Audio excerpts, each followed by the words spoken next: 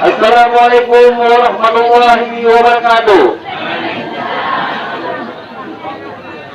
Maklumat Kepala Kepolisian Negara Republik Indonesia, kepatuhan terhadap kebijakan pemerintah dalam penanganan penyebaran virus corona COVID-19.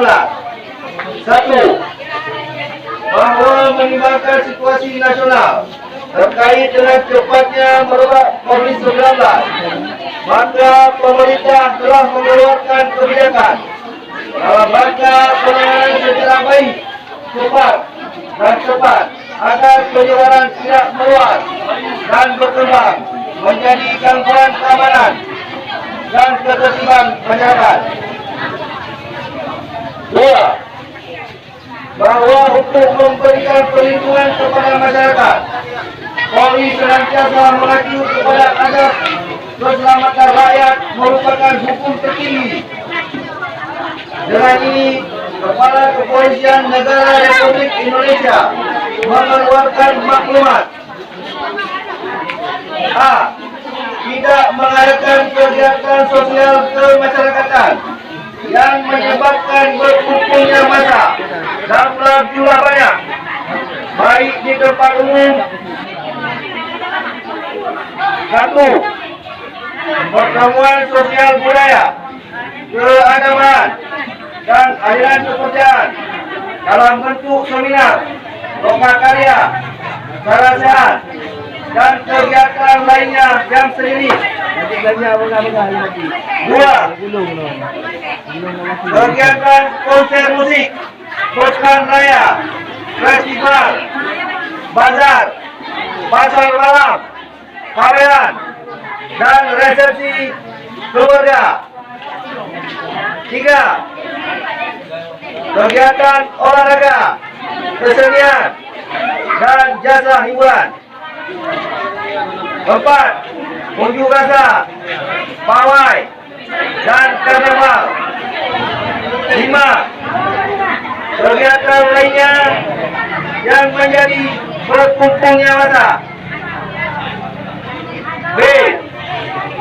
Tetap tenang dan tidak panik, serta lebih meningkatkan kewaspadaan di lingkungan masing-masing dengan selalu mengikuti informasi dan himbauan resmi yang dikeluarkan oleh pemerintah. C. Apabila dalam keadaan mendesak dan tidak dapat dihindari, kegiatan yang melibatkan banyak orang dilaksanakan dengan tetap menjaga jarak dan wajib mengikuti prosedur pemerintah terkait pencegahan penyebaran COVID-19 atau virus corona.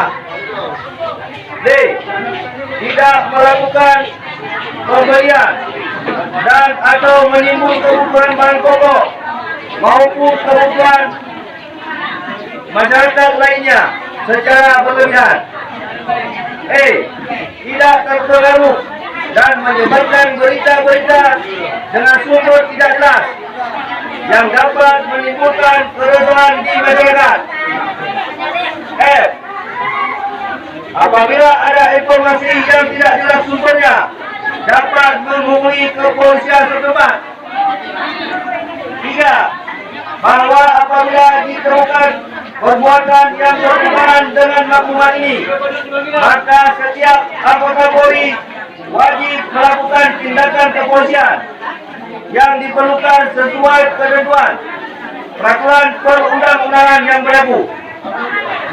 Demikian maklumat ini disampaikan untuk diketahui dan dipatuhi oleh seluruh masyarakat. Kepala Kepolisian Negara Republik Indonesia, Dr. Idham Aziz, MSI, Jenderal Polisi. Demikian ini yang dapat saya sampaikan dari Polsek Majapahit, Polres Samsat, Polda Aceh.